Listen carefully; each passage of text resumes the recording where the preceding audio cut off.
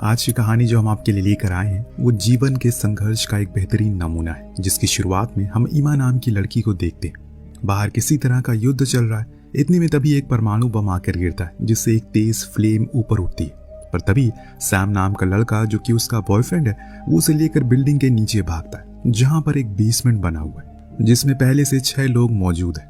और उनमें से एक माइकी नाम का शख्स दरवाजे पर टेप लगा रहा है ताकि किसी भी प्रकार का कोई भी रेडिएशन अंदर ना आ सके।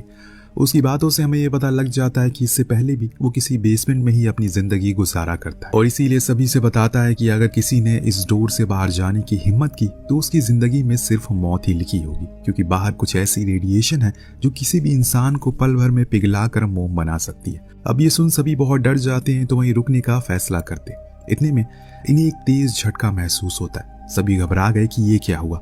तो माइकी ने उन्हें बताया कि बिल्डिंग गिरी है, ये झटका उसी का है, इसीलिए घबराओ मत। पर जोश और बॉबी के ऊपर कुछ धूल जैसी चीज गिरती है, जिससे वो जल्दी जल्दी हटाने लगते हैं, क्योंकि उन्हें लगता है कि ये रेडिएशन डस्ट है।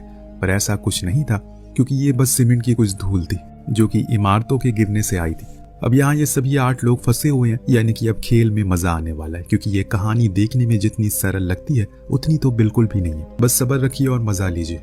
इस बेसमेंट में एक छोटी बच्ची भी है, जिसे ये वेंडी कहकर पुकारते। वो माइकी के पास आकर कहती है कि उसे अब इस जगह पर नहीं रहना, क्योंकि यहाँ पर उसे घुटन हो रही है। तो माइकी उसे समझाने की कोशिश करता है कि अगर वो बाहर गई तो उसके बाल 2 मिनट में पूरे जल जाएंगे, स्किन पिघल जाएगी। ऐसी डरावनी बातें सुन वो बच्ची और ज्यादा डर गई और फौरन अपनी माँ की गोद में जाकर छुप गई।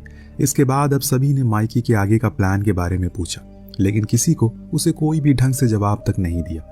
बस इतना कहा कि जो भी कुछ वो कहेगा उन्हें वही करना होगा, क्योंकि जब अमेरिका ने जापान पर बम गिराया था का वो सर्वाइवर है, इसीलिए उसे पता है कि ऐसी सिचुएशन में कैसे खुद को जिंदा रखा जाता है। तब एमा सभी से पूछती है कि क्या किसी के फोन में नेटवर्क आ रहा है, तो कोई जवाब नहीं देता। पर डेल्विन के पास एक रेडियो डिवाइस है जिससे कि वो बात करने की कोशिश में लगा था, लेकिन अफसोस कि उसके हाथ कुछ नहीं आया। इसके बाद अब माइकी सभी को खाने के लिए बीन्स देता है, जो सभी थोड़ा थोड़ा खाते हैं। लेकिन जोश और बॉबी अब ऐसे नहीं रहना चाहते, उन्हें खुली जगह पर जाना है, इसीलिए वो जबरदस्ती गेट को खोलने चले गए। हालांकि माइकी ने मना भी किया, लेकिन वो नहीं माने, तो उसने उनके ऊपर एक से वार किया, जिससे कि ये दोनों डर गए और चुपचाप अपनी जगह पर बैठ गए। वहीं रात होने पर एमा नोटिस करती है कि उसी बेसमेंट में माइकी का एक पर्सनल रूम भी है, जहां पर किसी को भी जाने की इजाजत नहीं है। इधर बाहर जोश हर दिन एक ही खाना खाते खाते बोर हो गया। वो आज के खाने को उठाकर फेंक देता है, क्योंकि उसे ये नहीं खाना, और उसकी इस हरकत से माइकी को बहुत गुस्सा आता है। और इतने में सैम भी खड़ा हो गया, क्योंकि उसे लग रहा है कि वो लोग ऐसे हाथ पे हाथ रखकर बैठे हुए जिससे कोई फायदा नहीं होने वाला, उन्हें कुछ तो करना ही है। इतने में ये दोस्तों वहां की लाइट फ्लिकर होने लगती है, क्योंकि गेट के बाहर कोई था जो उसी गेट को काटने की कोशिश कर रहा। सभी को लगा कि ये आर्मी वाले होंगे, इसीलिए वो बहुत खुश हुए। लेकिन जब गेट खुला तो वहां पर 5 रेडिएशन सूट पहने सोल्जर थे, जिनके हाथ में बंदूकें थी। वो वेंडी को पकड़ लेते हैं और उसके गले में कुछ इंजेक्ट करने लगते हैं। मारिलीना, जो कि उस बच्चे की माँ थी, वो उन्हें ऐसा करने से रोकती है, पर वो सभी उस वेंडी को एक प्लास्टिक बैग में भर कर ले गए। फिर बचे हुए 3 सोल्जर इन लोगों पर हमला करने लगे, लेकिन इन्होंने बड़ी ही चालाकी से तीनों को मार गिराया। लेकिन इसमें इनके एक शख्स को गोली लग गई, पर उससे भी ज्यादा दर्द में है मारिलीना, जिसकी बेटी वो लोग न जाने कहाँ लेकर गए। इसीलिए वो अब उस स्टील गेट को खोलने चली गई, पर सही समय पर इन लोगों ने देख लिया, वरना हालत और भी बदतर हो जाते। अब मार्लिना को स्टोर रूम में बंद कर दिया गया और बाहर उन सोल्जर की छानबीन शुरू हो गई। मास्क हटाने पर पता लगा कि ये एशियन सोल्जर है, जो देख डेल्विन को लगता है कि ये शायद नॉर्थ कोरियन आर्मी के होंगे, लेकिन माइकी को लग रहा है कि ये हमला अरब देशों ने मिलकर किया। उधर डार्विन बार बार रेडियो पर किसी से बात करने की कोशिश में लगा हुआ, पर इसका कोई फायदा नहीं होता। उल्टा माइकी ने उसे ऐसा करने से मना कर दिया, क्योंकि ऐसा करके वो शायद दुश्मनों को खुद की लोकेशन बता देगा, और इसीलिए वो ऐसा ना करे। अगर मार्लिना का रो रो कर बुरा हाल हो चुका है, क्योंकि उसकी बेटी को वो लोग न जाने कहाँ ले गए होंगे, न जाने वो किस हाल में होगी। वो यही सब सोच सोच कर रोए जा रही है। तब एमा उसके पास खाना लेकर आई कि सब कुछ ठीक हो जाएगा। बाहर खाने पर ये सब डिस्कस हो रहा है कि उनके पास अब एक रेडिएशन सूट है, यानी कि कोई बंदा बाहर जाकर आर्मी से मदद मांग सकता है, लेकिन जाएगा कौन। एमा अपने हाथ खड़ा करती है, पर माइकी को उस पर भरोसा नहीं है। वो मना कर देता है और जोश को जिम्मेदारी देता है, क्योंकि उसका भाई यहाँ घायल है, उसे उस लड़ाई में गोली लगी थी और इसीलिए वो वापस जरूर आएगा। यही सोचकर उसने ये जिम्मेदारी उसे दे दी। खैर, अब उसे वो सूट पहनाया जाता और फिर जाने को बोला गया। जब वो बाहर गया तो उसने देखा कि उस बेसमेंट के बाहर एक टनल टाइप बनाई गई है, जो जाकर एक लैब में खुलती है, जहाँ पर 2 लोग वही सूट पहने हुए कुछ रिसर्च कर रहे। वो भी उन्हीं के साथ मिल गया और वहाँ की चीजों को देखने लगा। तब उसने नोटिस किया कि वहां पर कई सारे इंसानों के बाल रखे हैं, कुछ कैप्सूल भी हैं जिसमें कुछ छोटे छोटे बच्चों को रखा गया, पर वो बेहोश हैं और उसी में वेंडी भी थी। इस तरह के एक्सपेरिमेंट को देखकर वो एकदम बौखला सा गया। इस चक्कर में उन दोनों ने इसे पहचान भी लिया, पर जोश ने जैसे तैसे करके खुद की जान को बचाया और भागते हुए बेसमेंट में आ गया। पर उसके चेहरे पर डर देखकर सभी और डर गए। तब उसने बताना शुरू किया कि बाहर किसी भी प्रकार की कोई भी सर्वाइवर नहीं बचा। अब वो लोगों पर अजीब तरह का एक्सपेरिमेंट कर रहे हैं क्योंकि अब सब कुछ खत्म हो गया। इस दौरान वो मार्लिना की ओर देखकर उसे माफी मांगता है कि वो उसकी बेटी को वापस नहीं ला सका। इतने में वो सोल्जर बाहर से उस गेट को सील कर देते हैं ताकि कोई भी बंदा बाहर ना आ सके। लेकिन ये क्या बात हुई, आखिर वो लोग हैं कौन? अगर आर्मी वाले हैं तो इनकी मदद क्यों नहीं कर रहे? खैर, अब यहाँ हम इमा को देखते हैं जो घायल एड्रिन के पास आकर उसकी मदद करती है, उससे बातें करती है, जिससे कि हमें पता चलता है कि ये दोनों कई सालों से एक दूसरे को जानते, लेकिन आज पहली बार उन्होंने बातें की। इस दौरान वहां पर सैम आ गया, जिसने कुछ देखा तो नहीं, लेकिन यहाँ हमें एक और चीज पता लगी।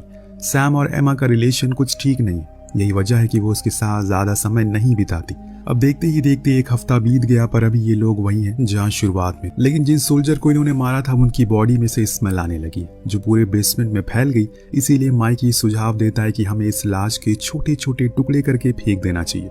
लेकिन ये काम करेगा कौन? तब बॉबी हाथ खड़ा करता है और फिर वो माइकी दोनों मिलकर उस लाश को ठिकाने लगा देते। इस बीच हम मार्लिना को भी देखते हैं जो अपनी बेटी के जाने की वजह से बहुत ज्यादा परेशान है और उसे सहारे की जरूरत है, जो सहारा बॉबी उसे देता है। यहाँ 2 दिन बाद आखिरकार सभी लोग मिलकर माइकी के उस रूम तक पहुंच ही गए जिन्हें डेरविन लेकर गया था, क्योंकि उसे लग रहा है कि वो खाने को चोरी कर रहा है और सभी से झूठ भी कह रहा है कि खाना खत्म हो गया। लेकिन जब एमा उसके रूम में गई तो वहां उसने कुछ न्यूज़पेपर की कटिंग देखी जिसमें 9/11 के कुछ आर्टिकल थे, जो काफी अजीब था।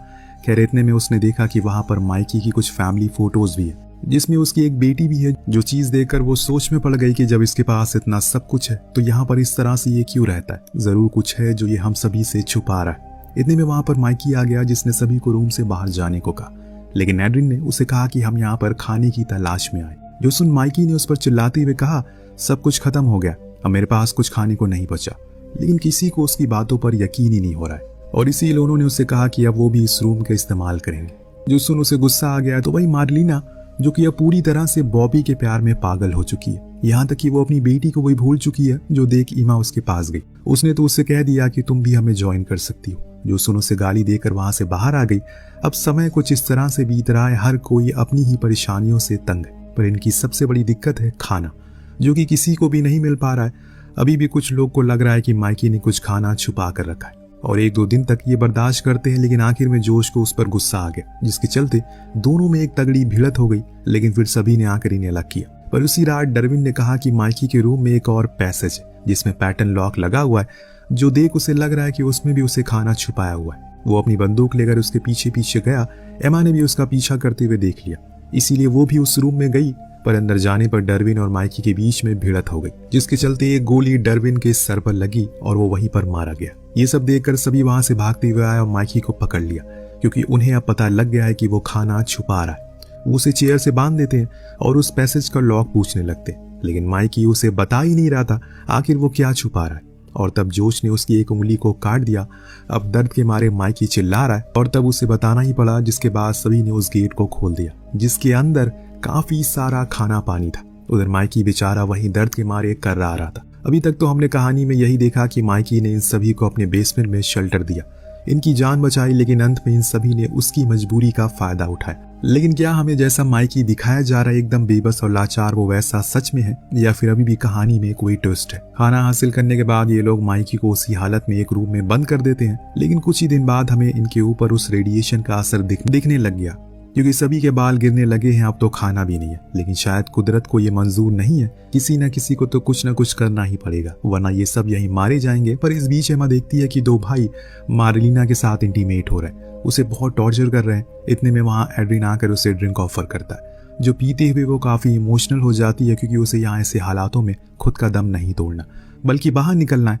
इतने में हम देखते हैं कि वहां पर मार्लिना आ गई, जिसकी हालत बहुत ही खराब हो रखी है। उसे ये सब नहीं करना है, लेकिन फिर भी वो दोनों भाई वापस आते हैं और उसे जबरदस्ती अंदर ले जाने लगते। तब एमा उसकी मदद करने की कोशिश करती है, लेकिन एड्रिन उसे रोकता है क्योंकि वो दोनों एकदम जालिम है, न जाने उसके साथ क्या करेंगे। ऊपर से उन्होंने फूड स्टोरेज पर खुद का कब्जा जमा लिया, यानी कि अगर किसी को भी फूड चाहिए होगा तो उसे उनके साथ इंटीमेट होना पड़ेगा। यही चीज एमा के साथ भी हुई। जब वो खाने के लिए गई तो उसके साथ जोश ने जबरदस्ती किया और कहा कि अगर वो उनके साथ रहेगी तो उसे टाइम टू टाइम खाना मिलता रहेगा। पर एमा वहां से बाहर आ जाता और इतने में एड्रिन आकर जोश से कहता है कि ये खाना पूरे ग्रुप के लिए, इसीलिए सभी का बराबर का हिस्सा है। लेकिन जोश का कहना था कि अब यहाँ पर कोई ग्रुप नहीं है, जो मैंने कहा वो करो, तुम्हें भी खाना मिल जाएगा, सीधी सी बात है। एमा माइकी को बाहर लेकर आती है, जो उससे गुजारिश करता है कि वो उसके हाथों को खोल दे, लेकिन वो कहती है कि उसने सभी को धोखा दिया। पर माइकी कहता है कि ऐसा बिल्कुल नहीं, मैं तो तुम्हें उस खाने के बारे में बताने ही वाला था, लेकिन बस मुझे डर था कि कहीं किसी की नीयत खराब ना हो जाए, इसीलिए उसने ये बात छुपाई। वो एमा को एक राज की बात बताता है, जो ये थी कि उस फूड स्टोरेज में एक बंदूक है, जो अगर तुमने हासिल कर ली तो तुम्हारे लिए ये सब आसान हो जाएगा। तो एमा अब इसमें सैम की मदद लेने का सोचती है, लेकिन वो तो उन दोनों भाइयों के साथ रहकर पागल हो चुका है। वो दोनों जो कहते हैं वो वही करता है। ऐसे ही एक दिन जब सैम उनके साथ बैठा था तो एमा उसे बाहर आने को कहती है, लेकिन सैम नहीं आता। तभी बॉबी एमा से ट्रूथ और डेयर खेलने को कहता है, जो वो एक्सेप्ट कर लेती है। इस बीच एमा की नजर मार्लिना पर पड़ी, जिसको एक कोने में बांध कर रखा हुआ है। उसके शरीर पर कपड़े तक नहीं थे, उसके मुंह और नाक से खून आ रहा है। उन तीनों में से किसी को भी उसकी कोई फिक्र नहीं है। खैर एमा के लिए पहला सवाल आता है, क्या वो सैम से प्यार करती है? वो हाँ में जवाब देती है। पर इसके बाद उसे ये पूछा गया, क्या वो एड्रिन से भी प्यार करती है? तो एमा ने कहा कि उसने अपना एक सवाल पहले ही पूछ लिया, तो इस सवाल का कोई तुक नहीं बनता। जो सुन जोश को गुस्सा आ जाता और एमा पर भी वो भड़क गया। पर ऐसा करने पर सैम ने उसे रोका। उसने सैम को डेयर दिया, जाकर डरविन की लाश के टुकड़े करो, जो कि वो कर नहीं पाता, जिसके बदले में बॉबी उसके हाथ को ही मोड़ देता है और फिर एमा को वहीं डेयर ट्रांसफर करता है। अगर उसने ये नहीं किया तो आज सैम का एक हाथ खो देगा। इसीलिए एमा को मजबूरन ये करना ही पड़ा, जो चीज वो कभी नहीं करना चाहती। अब इसके बाद वो सैम से कुछ नहीं बोलती और बस चुपचाप बैठी रहती है, लेकिन अब उसे किसी भी कीमत पर वो बंदूक चाहिए। वो फिर से माइकी के पास गई, उस बंदूक की एग्जैक्ट लोकेशन का पता लगाने के लिए। उसने कहा कि वो एक बॉक्स के अंदर है, पर मुझे भरोसा है कि तुम जो कुछ भी करोगी सही करोगी। मैं तुम्हें एक और चीज बताना चाहता हूँ। दरअसल इस जगह से बाहर निकलने के लिए एक और रास्ता है, जो कि टॉयलेट से होकर गुजरता है, पर तुम्हें उस गंदगी को पार करके गुजरना होगा। पर वो ये भी करने को राजी है। इसीलिए उसने प्लान बनाया, जिसमें सैम को भी इंक्लूड किया, जिसका पहला स्टेप था उन दोनों भाइयों को अपने जाल में फंसाना। पर जब वो वहां पर मार्लिना की लाश को देखती है तो तुरंत ही वहां से बाहर आ गई। दरअसल उन लोगों ने उसे इतना टॉर्चर किया कि उसकी बड़ी ही दर्दनाक मौत हो गई।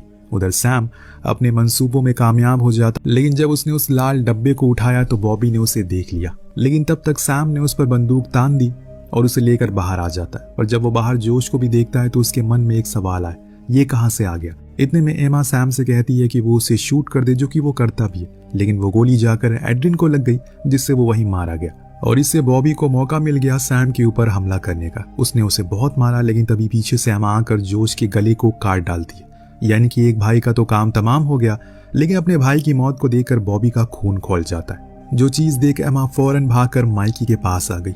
उसके हाथ खोल दिए, क्योंकि उसे पता है कि वो उससे लड़ नहीं सकती, लेकिन माइकी लड़ सकता है। पर उसे तो बॉबी को मारने की कोई जरूरत ही नहीं पड़ी, क्योंकि उसने तो खुद को ही आग लगा ली। लेकिन इसके पीछे की भी एक वजह थी, क्योंकि वहां पर कोई भी शाफ्ट नहीं है, जिसके कारण अगर हल्की सी भी आग लग गई तो पूरा बेसमेंट जल जाएगा। इस चीज को सही करने के लिए वो बॉबी के शरीर पर लगी आग को बुझाने लगता है। पर इसी बीच एमा पूरे बेसमेंट के बचे हुए एक ही रेडिएशन सूट को पहनकर टॉयलेट में घुस गई और गेट को लॉक कर लिया। माइकी ने कहा कि वो गेट को खोले, लेकिन अगर वो गेट को खोल भी देती है, और आखिर में माइकी स्माइल करता है, क्योंकि उसे एमा के लिए खुशी थी कि वो इस नरक से बाहर निकल गई। पर वहां एमा जब बाहर गई तो उसने महसूस किया कि ये वो न्यूयॉर्क तो है ही नहीं जहां वो रहा करती थी। चारों ओर हवा में बस राख उड़ रही है। सब कुछ खत्म हो गया है, कुछ नहीं बचा इस संसार में। अब तो वही बेसमेंट में माइकी आखिरी बार हंसते हुए अपनी बीवी बच्चों की तस्वीर को देखता है। लेकिन क्या आपने सोचा था कि इस कहानी के कुछ इस तरीके से अंत होगा?